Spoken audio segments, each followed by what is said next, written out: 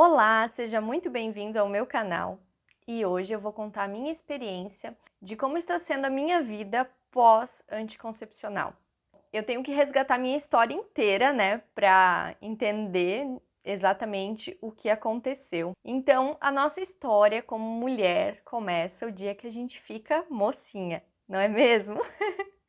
Então, isso aconteceu comigo próximo aos 15 anos. Era no dia 12 de outubro, ironia, dia da criança, e eu tinha quase 15 anos já.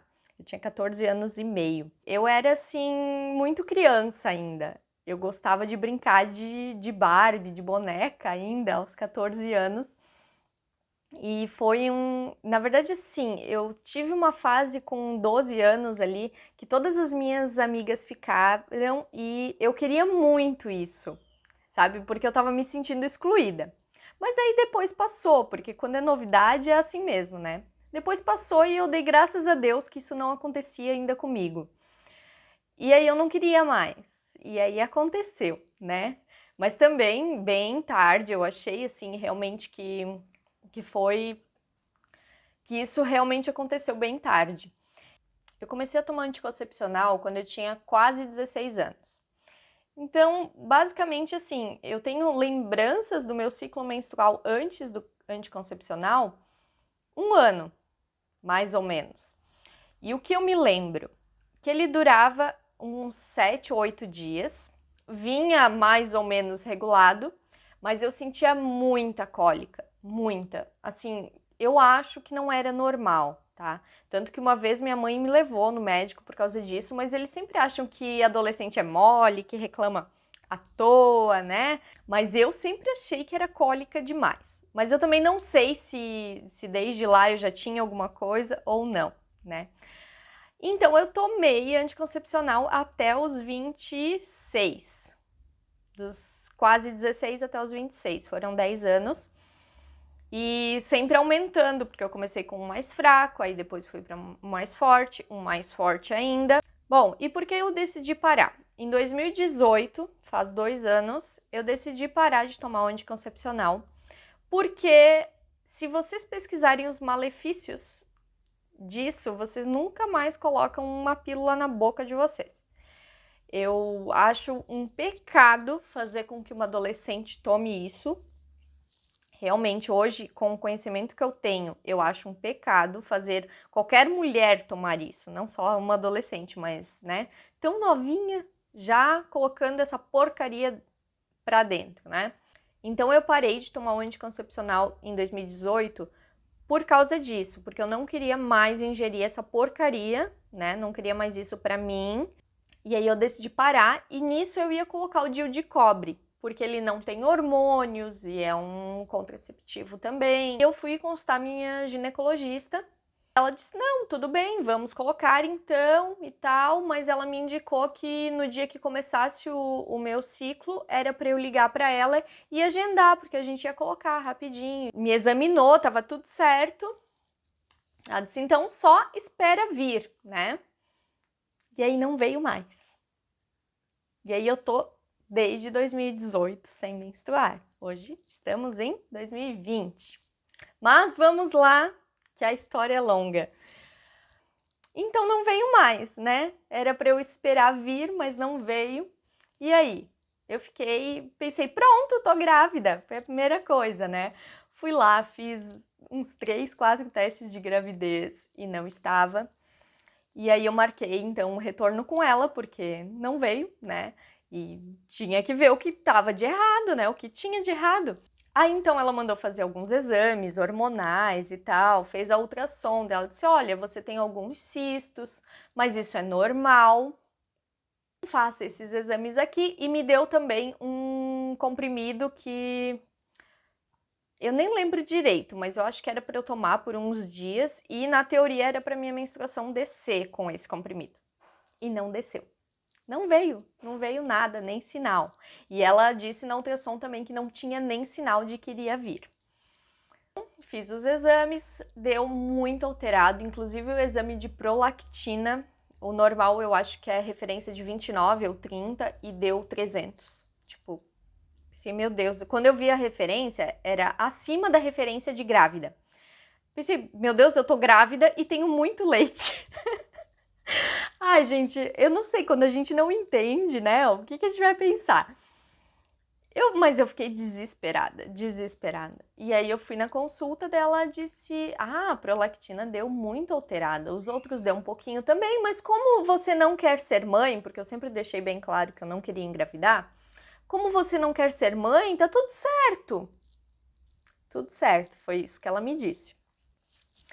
Mas, por causa do exame de prolactina alterado, você vai tomar esse medicamento aqui por 1 mês, que era a cabergolina, e você vai fazer uma ressonância, porque você pode ter um tumor. Foi assim que ela me disse. Eu saí de lá desesperada, chorei tanto, tanto. E aí a gente vai fazer o quê? Quando a médica não explica o que pode ser, ela só joga assim no ventilador que você pode ter um tumor, você vai pesquisar no Google, né? Porque o Google tá aí para isso. E aí, pesquisando, eu me desesperei mais ainda, né? Eu só chorava, eu só ficava com isso na cabeça. E aí, eu tomei a cabergolina por 1 mês e refiz o exame de prolactina. Também fui fazer a ressonância num hospital aqui próximo. E ela disse que a ressonância não deu nada.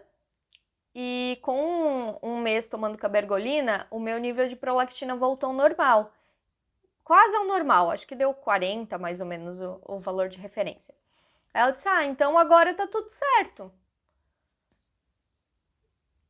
Aí eu disse, tá, mas e a minha menstruação? Que não vem? Aí é só você voltar a tomar o anticoncepcional. Foi isso que eu ouvi. Então é só você voltar a tomar o anticoncepcional. Mas eu fui justamente nela porque eu não queria mais tomar. Ai, gente, foi uma situação tão complicada. Vocês não têm noção do que eu tô passando nessa área da minha vida desde 2018. Eu resolvi voltar a tomar. Então, nesse meio tempo, porque quando a gente toma o anticoncepcional, vem, mas não é menstruação, não é algo natural, tá? Então, nesse meio tempo dos 2 anos, eu tomei 4 meses anticoncepcional e nesses 4 meses veio menstruação, né? Na teoria, não é bem isso, mas veio. Mas aí eu parei de novo porque eu pensei, mas isso não é tratamento, né? Eu quero saber o que está acontecendo, porque quando eu parou de vir a minha menstruação. Então, alguma coisa tem de errado comigo. Aí eu parei e no que eu parei, nunca mais veio a menstruação. E eu parei em setembro de 2019, né? Eu tomei 4 meses só e aí não veio mais. Aí eu desisti, né? Porque, cara, não tinha o que fazer, não tinha. Eu pesquisei por tudo e eu não consegui achar uma solução, então eu simplesmente desisti. Eu já estava conformada com a situação, meio que me conformei que, sei lá, entrei na menopausa, nunca mais ia vir. E assim, na teoria, eu não sentia outros sintomas além de cólicas muito fortes. O único sintoma que me incomodava muito era ter cólicas fortes. Mas assim, fortes de acordar no meio da noite por causa da dor, sabe? Bem forte mesmo. Aí eu sigo uma mulher no Instagram que fala muito sobre a medicina Ayurveda. E ela fala muito que a alimentação influencia os nossos hormônios e tudo. E ela também, eu acho que tinha SOP, que é a síndrome do ovário policístico, e ela conseguiu tratar só com alimentação. Então eu comecei a pesquisar um pouco sobre isso, comecei a ver o que eu podia e o que eu não podia comer. E uma das coisas que eu percebi é que o meu tipo de organismo, como ele demora demais para processar os alimentos, a carne vermelha era uma coisa que me deixava muito inchada e que eu passava mal, assim, né? Que eu não me sentia bem sempre que eu comia. Então eu resolvi fazer a experiência de parar de comer a carne vermelha. Eu parei em fevereiro desse ano e desde lá, assim, de uns 2 meses sem comer carne vermelha, as cólicas pararam. Então, as cólicas que eram muito fortes, muito recorrentes, pararam. imagino que só pode ser disso, porque foi o que eu basicamente mudei na minha alimentação. E a minha alimentação, ela nunca foi assim tão ruim. Eu tive semanas assim que eu comia mais, que eu comia uma besteira ou outra, mas nunca foi totalmente ruim. Eu sempre fui uma pessoa que priorizei integrais e comia bastante verdura. Então, assim, minha alimentação nunca foi tão ruim. Mas voltando à história, porque a alimentação está envolvida nisso, tá?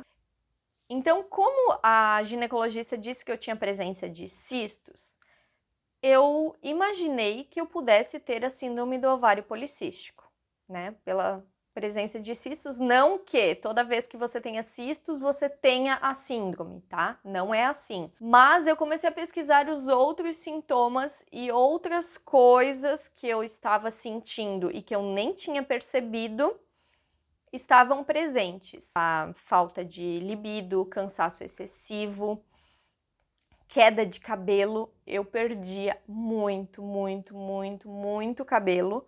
E todo mundo diz que é normal perder cabelo, mas não do jeito que eu estava perdendo. Outros sintomas como excesso de pelos eu não tenho, que tem mulheres que chega a crescer aqui no rosto, né, a dar um pouco de barba e tal. Isso eu nunca percebi. Espinhas eu só percebo se eu descuido da alimentação. Então, talvez a acne até seja um sintoma meu, mas como eu nunca tive uma alimentação tão desregulada, talvez ela não tenha aparecido por isso. Mas eu percebo que quando eu como alguma besteira, já semana que eu descuido, começa a aparecer um pouquinho de acne. Então, talvez por isso não seja um sintoma presente em mim. Aí, uma colega minha me recomendou uma nutricionista, que ela é especialista em tratar a SOP, que era tudo que eu queria. Descobrir o que eu realmente tenho, se eu tenho a SOP, e tratá-la com alimentação, de forma natural e não com anticoncepcional, porque a pílula não trata a SOP. Ela até pode ajudar no tratamento, não sei, não sou médica, mas eu acho que não, tá? Acho que não seja a solução. Eu acho que tem outras formas de tratar que não seja colocando essa bomba para dentro. Bom, então eu fechei o tratamento com ela. O atendimento é online, com a pandemia, né, tá acontecendo. Então ela pode consultar online. E envolvia, então, a nutricionista e a endocrinologista. Por quê? Coisas que eu não sabia. A SOP, ela é uma doença hormonal. Então não adianta você procurar uma ginecologista, você tem que procurar uma endocrinologista. E isso eu não sabia até então. Por isso que dá sempre errado e por isso que muita gente aí não sabe que tem, por isso que muita gente trata de forma errada. 30% da população feminina tem a SOP, mas eu garanto que a maioria não sabe.